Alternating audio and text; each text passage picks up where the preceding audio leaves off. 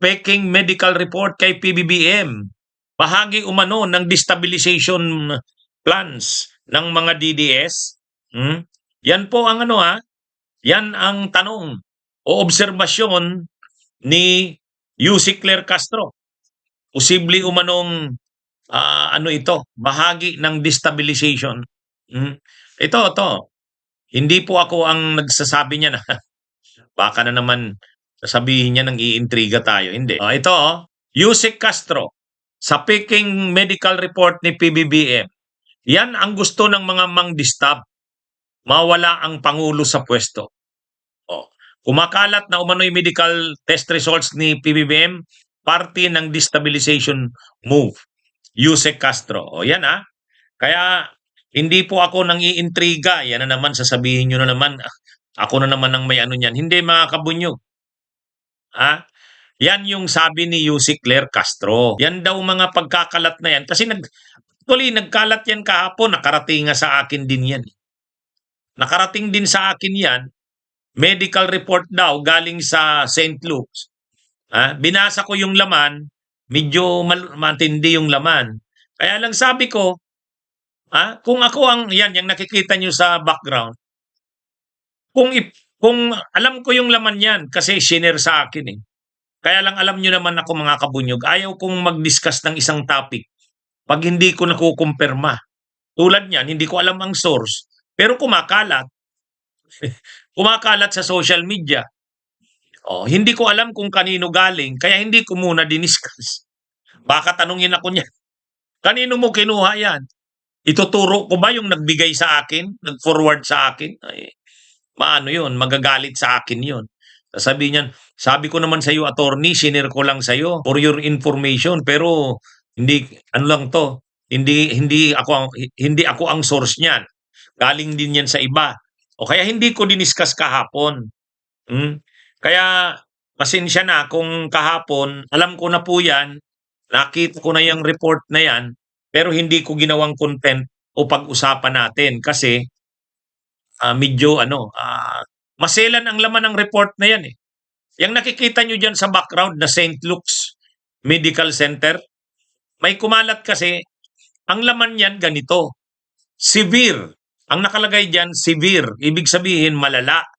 Malala yung sakit ni PBBM na diverticulitis ba yun? Diverticulitis. Sabi doon, kailangan daw ng surgical operation. Yun yung recommendation. Kailangan ng surgical operation.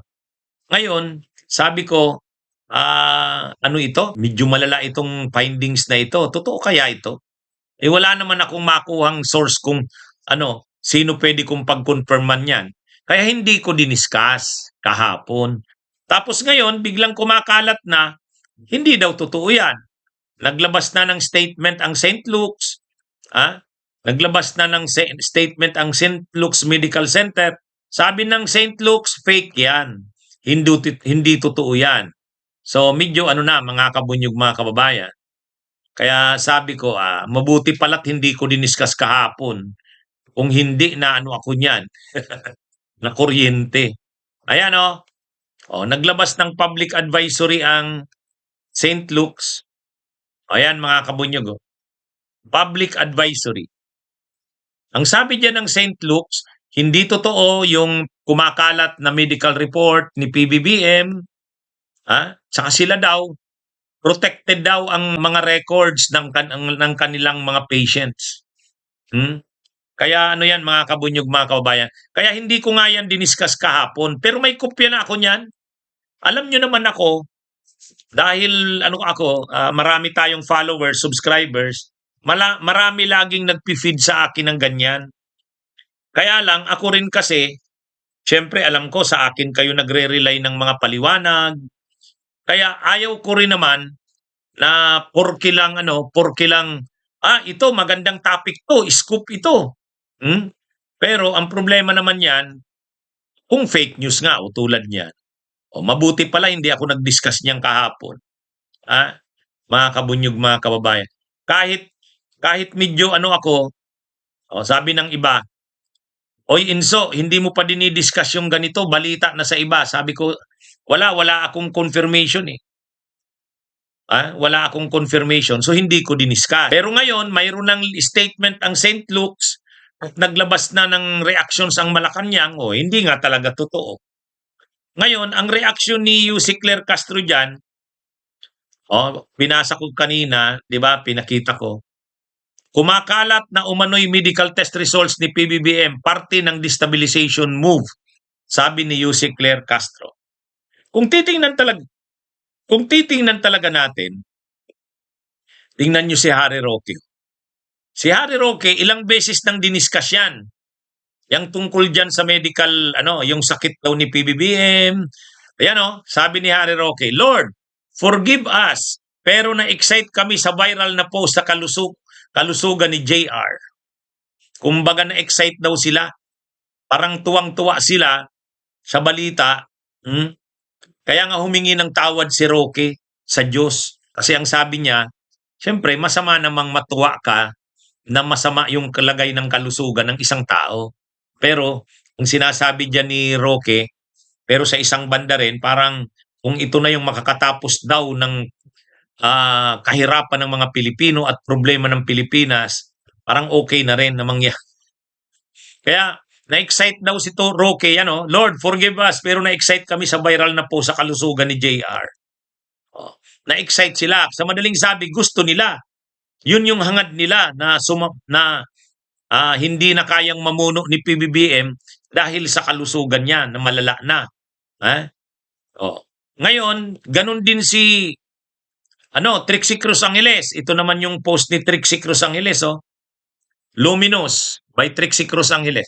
If the president is temporarily incapacitated and when notice is given to the Senate President and House Speaker, the Vice President becomes the acting president. Article 7, Section 11, Paragraph 1. Wow! Yung naglalaro sa isip nila Roque sa kanila Trixie Cruz Angeles sa mga DDS.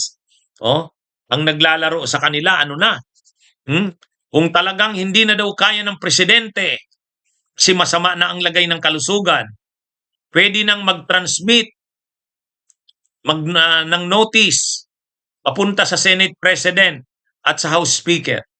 Kapag ganon, magiging acting president ang Vice President. Yun ang hinihintay nila. Makakaupo na si Makakaupo na si Sara. Yun ang yan yung kanilang mga post. Si Harry Roque, ganun din ang post ni Harry Roque. Ano ang post ni Harry Roque? Sabi ni Harry Roque, forgive me, sabi niya, Lord, forgive us. Pero na-excite kami sa viral na post sa kalusugan ni JR. Lalo na kahapon, umaga pa lang, yung gawad sa mga lingkod ng bayan, yung binigyan ng award yung mga public yung mga empleyado ng gobyerno na gumawa ng mabuti, yung mga gawad lingkod bayan. Awarding sana kahapon sa Malacanang, absent si PBBM. Absent ang presidente. Ang nagbigay na lang ng awards ay si Executive Secretary Ralph Recto. Yun, nag-trigger na yun ng Nag-trigger na naman yun ng mukha talagang malala na ang lagay ng presidente. Ilang public events na ang absent siya. Na yun. Kaya ngayon, mga kabunyog, mga kababayan, lalong kumalat yung mga balibalita na parang malubha na nga ang lagay ng presidente. Siyempre, yung mga DDS, talagang kinalat yon. Tapos, nung hapon, biglang kumalat ito. Yung pinakita natin na yung medical report ng St. Luke's, nagkalat yan nung hapon. Ay hindi nagpakita si PBBM sa umaga, tapos sa hapon biglang kumalat yan. So parang ngayon, nare-reinforce ngayon na totoo nga na malala ang sakit ng presidente. Ang nakalagay pa naman dyan sa medical report na yan, severe. Severe, ibig sabihin malala. Malala yung yung diverticulitis. Malala at kailangan daw na operahan. Yan yung nakalagay doon recommended surgical Kaya yan mga procedure. O ngayon, tapos nagkalat yung St. Luke's medical report na yan, ay talagang naging topic ngayon sa social media, masama na ba talaga ang lagay ng presidente? Oh, yan yung ano. Kaya napilitan si napilitan si Yusek Claire Castro na mag-live kasama si PBBM. Ha? Nag-live bigla si Yusek Claire Castro. Oh, tapos si PBBM nag-react, sabi ni PBBM, "Wag muna kayong masyadong excited. Yung mga gustong mawala na ako, sabi niya, o ano pa ako, malusog pa ako." Mhm. Yan yung ano, yan yung mga nangyari kahapon. Tapos pinakita si PBBM na malakas na ito, nakikipaglaro dun sa kanilang aso. Tapos nandun si Yusek Claire Castro binivideo. Oh, ayun para ipakita na malakas ang presidente, na para ipakita. Kaya pero ah ano ngayon, nag-press con ang Malacanang, sabi paiimbestigahan, paiimbestigahan umano yang mga nagkalat nung ano na yon, yung video na yung ano na yon, yung medical report na peke, paiimbestigahan sa NBI at posibleng kasuhan. Hala, mayroon na namang tatamaan ng ano na yan. Mayroon na namang kakasuhan. Makakasuhan na naman sila pagkakalat ng fake news. Oh, kaya ako mga kabunyog, mga kababayan, sinadya ko yon na wag kong gawing topic yon. Kasi hindi ko sigurado ang source pero nakarating sa akin. May nabigyan ako ng nabigyan ako ng kopya. Kaya lang ayaw kong magkakalat kasi baka matanong ako saan galing yung source ko. Siyempre, ano yan kalusugan ng presidente. Mahirap yan na gawin mong topic, hindi mo alam kung saang source. Pero ngayon malinaw na nga, ang Malacanang nag-react na, si Yusek Claire Castro, yung mga daw na yon, pagkalat ng medical test results ni PBBM na peke, yan ay bahagi ng destabilization move. Kumbaga mga destabilization, mga galaw na destabilisasyon. Ibig sabihin, magki-create ng senaryo na ang presidente ay malala na ang sakit, kaya ito hindi nakaka-attend sa mga public events. O yun. Kaya malala na ang sakit. Ngayon, pinuploat na nila yung idea na si Sara na, maghanda na si Sara. Yan yan na nga yung mga, kita nyo na, pinakita ko na sa inyo kanina, yung post ni Harry Roque, sabi ni Harry Roque, ano na yan? Sabi ni Harry Roque, "Lord, forgive us, pero na-excite kami sa viral na post na sa kalusugan ni JR." Na-excite daw sila. Akala nila malala na yung sakit. Pati si Trixie Cruz Angeles, binasa ko na to kanina, pinag-iisipan na, inaano niya na, pinofloat niya na kung talagang malala na ang sakit ng presidente, pag ni-report yan sa Senate President, sa Speaker ng House, mag-aano na ngayon ang Vice President na acting President. Mga kabunyog, mga kababayan. Yan yung Argo, manahimik ka na daw. Hindi ka na raw nakakatuwa, sabi ni kabunyog si Siliander. Anyway, mga kabunyog, mga kababayan, pagka ba ganyan na may sakit ang presidente, mag-aano ba, automatic ba magte-take over ang Vice President? Ganito yan mga kabunyog Ganito yan mga kabunyog. Kapag ba ang presidente ay may sakit, malala ang sakit, ay magte-take over na ang vice presidente? Depende po yan. Depende. Kung ang presidente ay incapacitated, nag-resign, o kaya na-impeach, natanggal sa impeachment, o kaya namatay. Yun namatay, nag-resign, na-impeach, o kaya incapacitated. Ibig sabihin, permanente na yung incapacitated, hindi na talaga kaya. Halimbawa, na-stroke, hindi siya patay. Pero, comatose. Hindi, yon, incapacitated. Kapag incapacitated, resigned, in-impeach, papalit ang vice presidente, permanente yon. Permanente.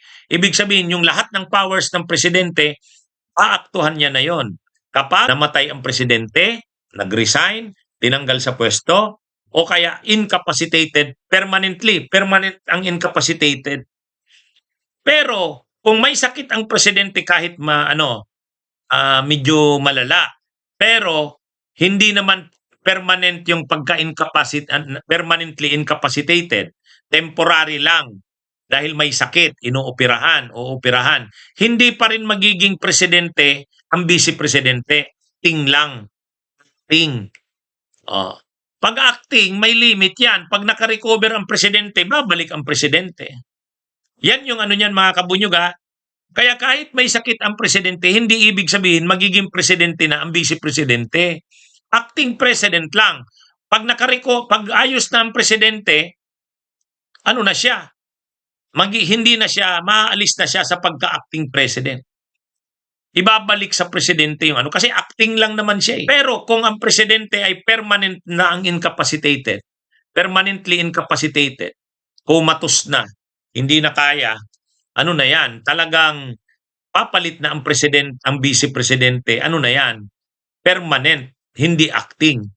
Oh, yan yung niyan mga kabunyog, mga kababayan. Kaya yung sakit, hindi naman ibig sabihin yan, talagang yung vice-presidente ay papalit na, depende sa sakit. Kung temporarily incapacitated, acting president lang. Pero kung permanent yung incapacitated, permanently incapacitated, hindi na acting ang presidente, ang vice-presidente. Siya na talaga yung magiging presidente. Anyway, ang malinaw dito, nag-live yung presidente kanina, o kahapon ba yun, pinakita na hindi totoo na hindi niya na kayang mamuno. Siya daw ay nakaka-recover na unti-unti, at ang doktor lang daw naman kasi ang nagsabi sa kanya na hindi siya pwedeng magtrabaho muna ng katulad nung dati. Kumbaga, maghinay-hinay kasi yun ang advice ng doktor. Pero ngayon, okay na daw. Okay na daw. Sabi ng nag-live si PBBM eh. Ni-live ni Yussi Claire Castro. Ngayon, ang sinasabi ni Yussi Claire Castro, yung mga nagkakalat na yan nung faking medical report, destabilization yan. Gustong guluhin ang bansa. Gustong palabasin na ang presidente ay malala na ang sakit, kaya tanggapin na yung katotohanan na hindi na kayang mamuno ng presidente, pumalit na dapat ang vice-presidente. So, destabilisasyon, pinipilit nila na mapalitan na ang presidente sa pwesto. Yan yung yan mga kabunyog, mga kababayan. Kaya lang yun nga, nag-live si Yussi Claire Castro, linive si PBBM. Si PBBM, sabi niya, pumayat siya dahil ilang araw na daw na sabaw lang yung niya, soup lang yung hinigop niya. Bawal sa kanya yung sulid na food. Kaya pumayat daw siya sa ilang araw, pero pa-recover na daw siya. Yan yung mga kabunyog, mga kababayan. Kaya sabi ni Yussi Claire Castro, yung mga nagkakalat ng faking medical results, papaimbestigahan sa NBI at posibleng kasuhan. Bunyog, bunyog, halikan na kasama ka. Bunyog, kapag buklod ay may pag-asa. Luzon, Visayas, Mindanao, isa ang pananaw. Sa bagong Pilipinas ang bunyog isisigaw.